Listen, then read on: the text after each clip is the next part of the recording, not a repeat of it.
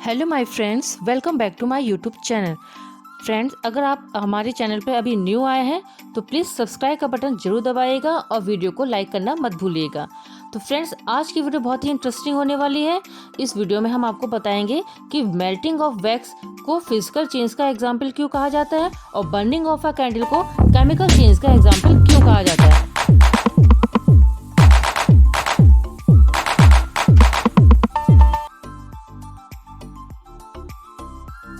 तो फ्रेंड्स, हम सबसे पहले स्टार्ट करते हैं मेल्टिंग ऑफ वैक्स से कि मेल्टिंग ऑफ वैक्स को फिजिकल चेंज का एग्जांपल क्यों कहा जाता है, यानी कि melting of wax is an example of a physical change.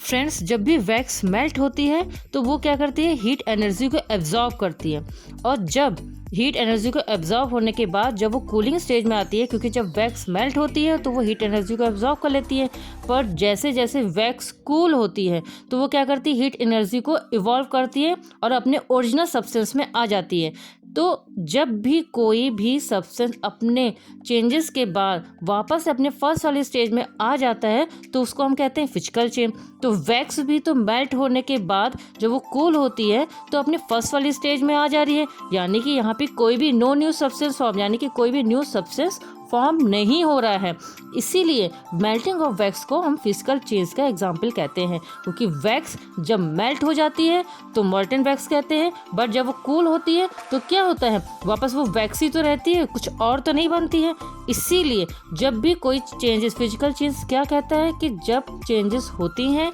और चेंजेस होने के बाद वो सब्सटेंस थोड़ी देर के बाद वापस अपनी फर्स्ट वाली स्टेज में वापस आ जाता है तो उसको हम फिजिकल चेंज कहते हैं। तो यहाँ पे भी जब वैक्स मेल्ट हो रही है तो कूलिंग के बाद वो अपनी फर्स्ट वाली स्टेज में वापस आ जा रही है, कोई भी न्यू सब्सटेंस फॉर्म नहीं हो रहा है, इसीलिए हम मेल्टिंग ऑफ वैक्स को फिजिकल चेंज का एग्जाम्पल कहते हैं।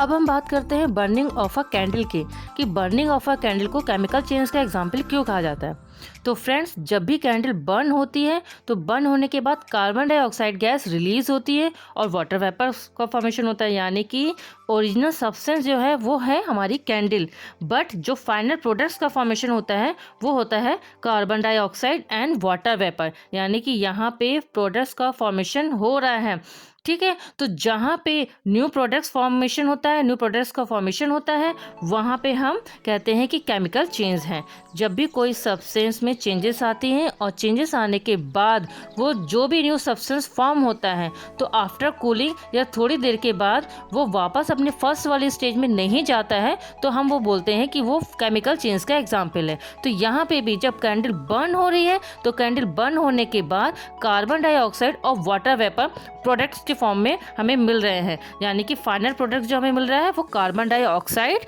एंड वाटर वेपर है। तो यहाँ पे क्या हुआ, हमें प्रोडक्ट्स का फॉर्मेशन हो रहा है, यानी न्यू सब्सटेंस फॉर्म हो रहे हैं, इसीलिए केमिकल चेंज हम कहते हैं बर्निंग ऑफ अ कैंडल को। तो फ्रेंड्स, अब आपको अच्छे से समझ में आ गया होगा कि बर्निंग ऑफ अ कैंडल को केमिकल चेंज का एग्जाम्पल क्यों कहा जाता है और मेल्टिंग ऑफ वैक्स को फिजिकल चेंज का एग्जाम्पल क्यों कहा जाता है। क्योंकि फिजिकल चेंज में क्या होता है, न्यू सब्सटेंस फॉर्म नहीं होते हैं, जो सब्सटेंस होता है वो रिएक्शन होने के बाद वापस अपनी फर्स्ट वाली स्टेज में आ जाता है। बट यहाँ पे केमिकल चेंज में क्या होता है कि जो भी रिएक्शन होती है वो वापस से थोड़ी देर के बाद पहली वाली स्टेज में नहीं आती है, जो न्यू सब्सटेंस बन गया है तो बन गया है, यानी कि न्यू प्रोडक्ट्स का फॉर्मेशन हो रहा है, इसलिए बर्निंग ऑफ अ कैंडल को हम केमिकल चेंज का एग्जाम्पल कहते हैं। तो फ्रेंड्स, आई होप आपको आज की वीडियो बहुत पसंद आई होगी, ये इन्फॉर्मेशन भी काफ़ी अच्छी लगी होगी, तो प्लीज़ लाइक एंड सब्सक्राइब कर दीजिएगा।